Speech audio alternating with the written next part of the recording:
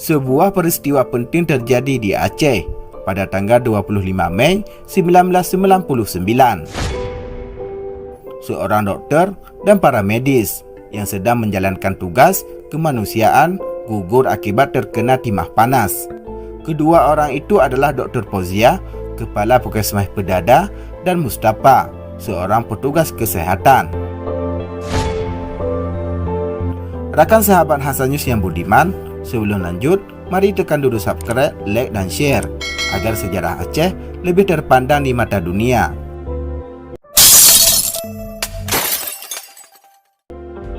Fauziah, dokter dengan umur begitu muda, yaitu 30 tahun, anak dari pasangan HM Daud Ismail dan Nur Aini.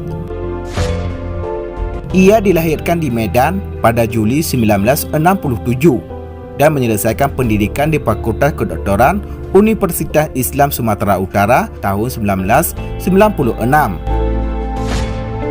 Setelah lulus, Fauziah langsung dipercayakan sebagai Kepala Puskesmas Kecamatan Pedada Birun, tempat di mana orang tuanya berasal, dengan status Dokter Pegawai Tidak Tetap atau PTT.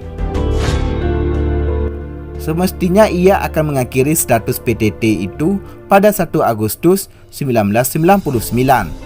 Namun takdir lebih dulu mengakhiri hidupnya pada 23 Mei tahun 1999 sebagai pejuang kemanusiaan. Di kalangan para medis, ia dikenal apa adanya dan berbicara seperlunya.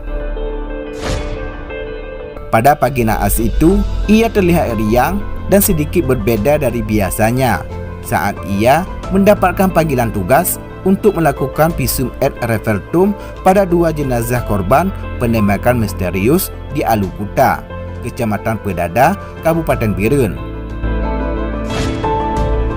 Baginya, kerja melayani kemanusiaan adalah segalanya.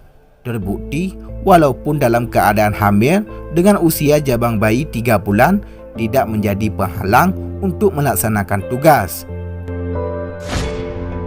Padahal itu kehamilan pertamanya setelah ia menikah dengan Dr. Randus Yahya Yusuf pada 6 Februari tahun 1999. Kala itu beberapa dokter sangat menyesalkan karena rombongan Dr. Fauziah tidak diperbolehkan memakai mobil ambulan dinas menuju ke lokasi. Ia dipaksa menaiki truk militer pasukan penindak rusuh massa atau disebut dengan PRM. Hal ini memberikan kesan bahwa militer saat itu menjadikan para medis sebagai tameng. Dalam perjalanan, truk militer PRM mogok di tanjakan Alukuta.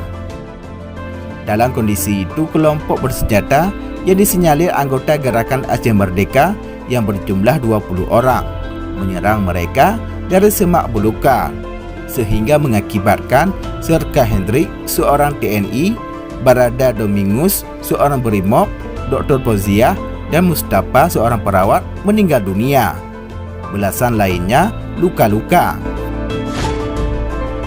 Menurut Haikal Hafifah, Ketua Institut Peradaban Aceh, menyebutkan dalam catatan komplit Aceh, khususnya pada tahun 1998 hingga 1999, Dr. Fauziah dan Mustafa adalah para medis pertama yang meninggal dalam melaksanakan tugas kemanusiaan.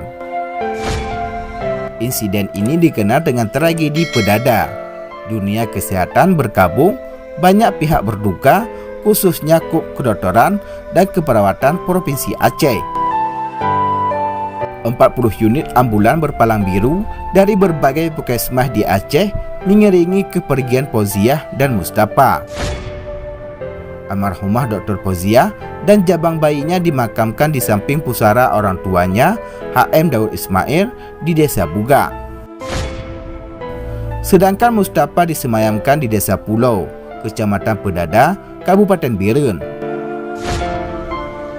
Sebagai penghargaan, saat itu Dinas Kesehatan Aceh menabarkan RSUD Birun dengan nama Rumah Sakit Umum Daerah Dr. Fauziah hingga sekarang. Sudah selayaknya pemerintah Aceh menjadikan 25 Mei sebagai Hari Kesehatan Daerah Provinsi Aceh. Nah, demikianlah liputan Bahasa News. Jika video ini ada manfaatnya, jangan lupa share dan komen di bawah.